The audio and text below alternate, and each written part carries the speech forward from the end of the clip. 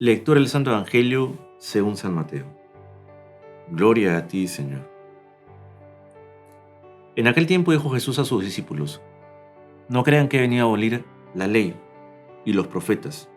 No he venido a abolir, sino a dar pleno cumplimiento. Les aseguro que antes pasarán el cielo y la tierra que deje de cumplirse hasta la última letra o tilde de la ley. El que se salte uno solo de los preceptos menos importantes y se lo enseñe así a los hombres, será el menos importante en el reino de los cielos. Pero quien los cumpla y enseñe será considerado grande en el reino de los cielos. Palabra del Señor. Gloria a ti, Señor Jesús. A ver, el cristianismo no es simplemente un cúmulo de leyes, ¿no? Porque dice el Señor que no se saltará ningún precepto y que viene a darle plenitud. O sea, no a abolir, sino a dar plenitud. No quiere decir que la antigua ley no sirve para nada, no. Sino que viene a enseñarnos un paso más. ¿Qué sucedía? En el mundo judío habían dos opciones: o estabas con Dios o estabas contra Dios. Si estabas con Dios, serás bendecido. Y el pueblo que había experimentado a lo largo de toda su historia que cuando estaba contra Dios o lejos de Dios le iba mal, dijo no nos puede ir mal. Y también tenía un concepto un tanto más colectivista, el concepto de pueblo, ¿no? Entonces, si uno peca, es castigado. Esa era la visión que se tenía, ¿no? Entonces, si uno peca, te va mal, ¿no? Dios te castiga. Era parte de la tradición, así era el concepto que se tenía. Pero después dicen, nadie puede pecar. Porque si nosotros somos el pueblo de Dios y alguien peca, es como si todo el pueblo hubiese pecado, por el concepto colectivista. Entonces, nadie puede pecar. Y para asegurarnos que nadie peque, vamos a dejar las cosas bien claras. Y habían hecho un listado de más de 200 leyes, sino 400 leyes. Que Jesucristo por momentos se burla un poco de las leyes, ¿no? Dice, pagas el diezmo del comino y del orégano, pero ¿y la caridad?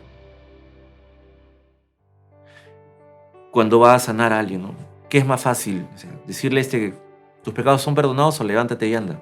Y la gente se escandalizaba porque perdonaba pecados, pero también se escandalizaba cuando sanaba en sábado. ¿Por qué sanas en sábado? El Señor dice que no hay que trabajar.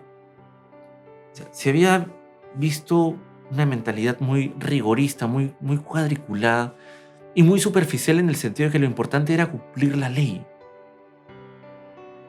Pero lo importante no es cumplir la ley.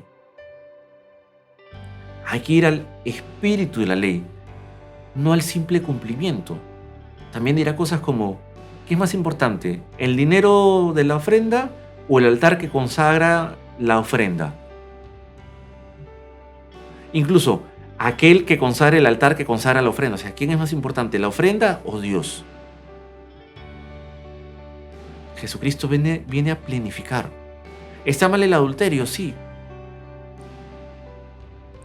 Pero yo te digo que si ya pensaste mal, ya cometiste adulterio en tu cabeza. O sea, ya no solo es el cumplimiento, sino también es la intención. O sea, nos lleva a hacer algo un poco más profundo, a vivir de una manera más profunda. Y el resumen de toda la ley se da en 2 mandamientos: amar a Dios sobre todas las cosas y amar al prójimo como Dios nos ha enseñado, sobre nosotros mismos.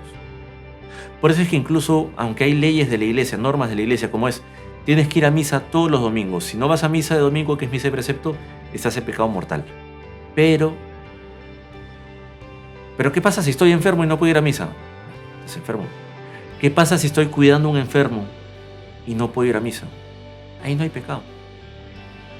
O sea, no es el cumplimiento superficial, es el espíritu de la ley. Entonces, cuando tú quieras preguntarte si lo que vas a hacer está bien o mal, no te quedes solo en el cumplimiento, sino, ¿esto es amar a Dios? ¿Esto que estoy haciendo es amor al prójimo realmente? Porque si no amas a Dios y si no amas al prójimo,